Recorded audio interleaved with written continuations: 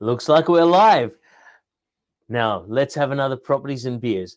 Today, we're going to be chatting about the truth about co-living, interest rates, and missed chances. Look, there's 10 years waits, rundown motels, and thousands of purpose-built homes sitting empty. Now, if that sounds like a system failure, it is. And if you read the recent SBS article, which I'll actually put a link for below, you'll know that we're not making this up. This isn't a supply problem. This is a connection problem, because there are literally thousands of suitable houses sitting empty, yet advocates and governments are screaming out for housing just because no one's joined the dots yet. Meanwhile, investors are still throwing cash around on co-living setups in postcodes that are colder than the rental returns. So I'm Gaurav Gupta, and I help people do what the system can't: build ethical, high cash flow portfolios that do good and make money. So tonight, we're not pulling any punches. We're diving right into the 3 truths most people are too scared to say out loud. Number 1, why disability compliant homes still sit empty while people sleep in motels. Number 2, how the wrong suburb can turn a co-living dream into dead weight. And number 3, why the smart money is moving before the interest rate drop in August. So here's the thing: whether it's your first property of years or your 100th, we do it the same way. Strap in. We're going to talk about truth, impact, opportunity, and most importantly, a beverage. So today's beverage is Monsuta Alcoholic Lemon, 6%. Let's give it a go. Vodka, soju, and soda. As per my recent Facebook post, I'm doing as few calories as possible, and this is sugar free. So, cheers, guys.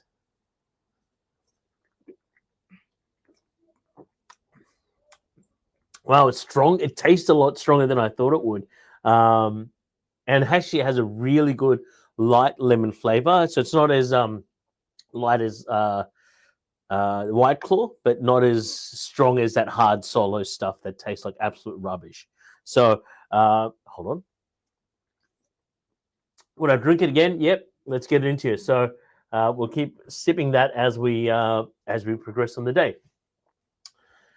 So let's get on with the content. By the way, if you want to chat about interest rates or anything like that, drop me a line in the chat box. If you want to chat about SDA co-living, once again, drop a line in the chat box and I'll do more than happy to chat with you about it. So let's stop pretending investors fail because they don't care.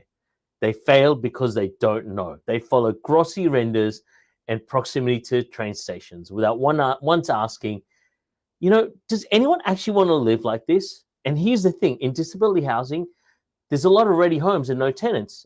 And co-living, it's the same model, different postcode. One thrives and one dies. You can't build strategy on guesswork. You can't build impact on a spreadsheet alone.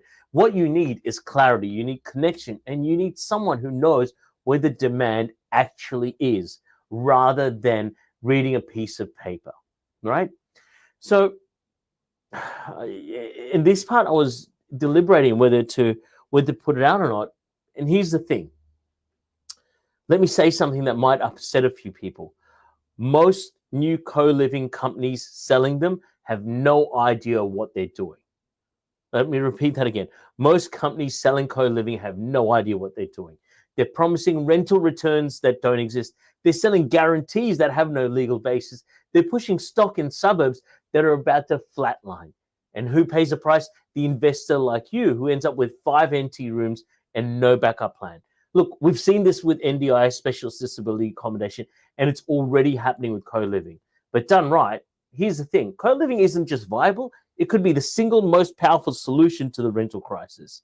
The key is where you build, how you build, and who you build for. That's what we help you figure out. No hype, no fluff, no data and delivery. I'm seeing a lot of models out there which I'm getting concerned about. I'm seeing some models that probably won't achieve capital growth in the residential market. And that's something you need to be wary of and ask yourself the question: will this model grow with the residential market, or am I happy making a commercial only decision? Because if you are, that's fine. Now, by the way, my favorite commercial only type property is more the NDI specialist disability accommodation. But if you want to do like a 9-bedroom co-living with that, cool. That's your strategy and your idea. But here's the thing. I believe you can have your cake and eat it too with co-living and get the residential growth that a normal property in that area would get as well. Now, most of these 6 and 9 bedrooms definitely won't get that because they're built more commercially, and that's really important to know.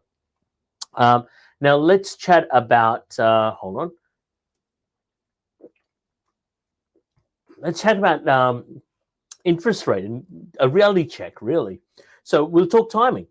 I believe interest rates are going to drop this August. Look, we've had the lowest interest rates since, the lowest inflation rate since 2021.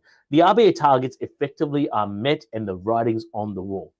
And so when that happens, what happens? Well, prices for properties will pop, especially in rate-sensitive areas like Melbourne. I've been talking about Melbourne's growth for the longest time.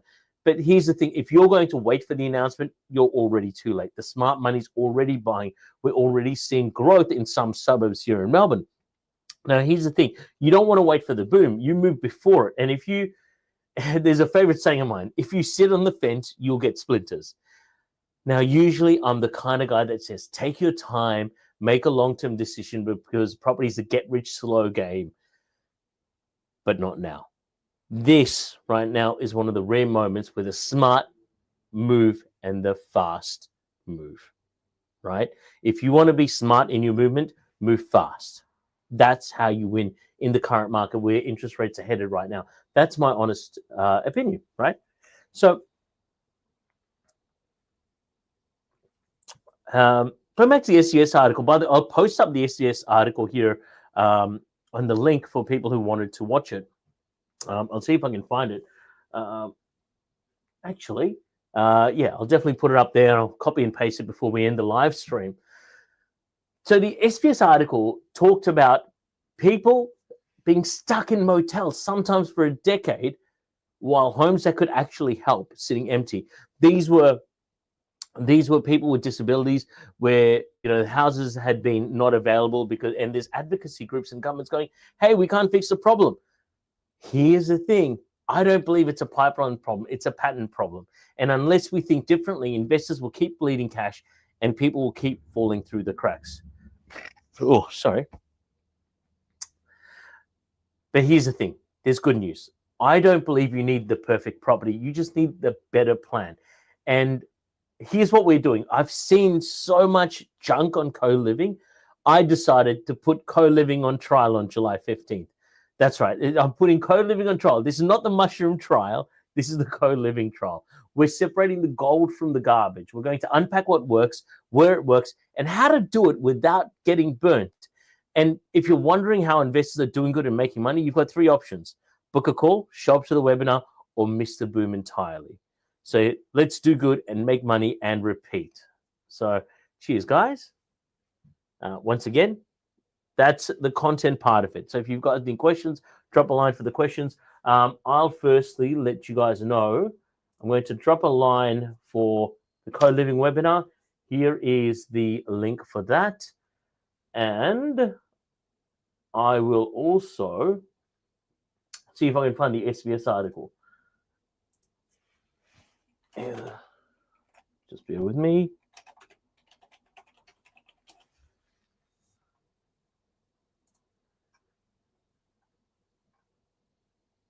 Here we go. Here's the SBS article on rundown motel rooms.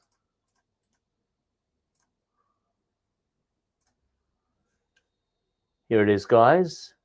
There's the link on the rundown motel rooms. Now, here's the thing. I encourage you to read both those articles because it says a lot. And there is the opportunity to fix the rental crisis, I believe, especially with people with disabilities, with the vacant houses there. And at the same time, there's a lot of misinformation, once again, in the co-living market. And so, once again, we're going to put co-living on trial. You can be the judge, jury, and if you want to be the executioner, you're welcome to do that. But July 15th at 6:30 p.m. Melbourne time, we will be putting co-living on trial. So cheers, guys. Have a fantastic day.